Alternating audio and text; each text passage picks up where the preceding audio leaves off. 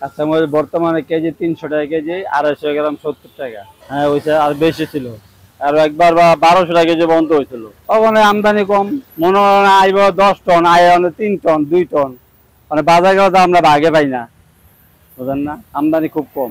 আমরা যে শালি মাজারের এসে এরা নিচে হলো আপনার ছিল 1300 টাকা পারলাম, 1300 টাকা কত কেজি পরে হিসাব করেন। থাকে যায়, থেকে গেল যে পচে যে পচা মজা হালাই, পচা মরিচ হালাই না কেজি দেড়েকের মধ্যে বাচ্চা বাচ্চা হালাই, পচা তো পাবলি নিব না, বুঝলেন না, যে পচা মরিচ থেকে গেলে পচা, এই চালান শুধু জায়গা।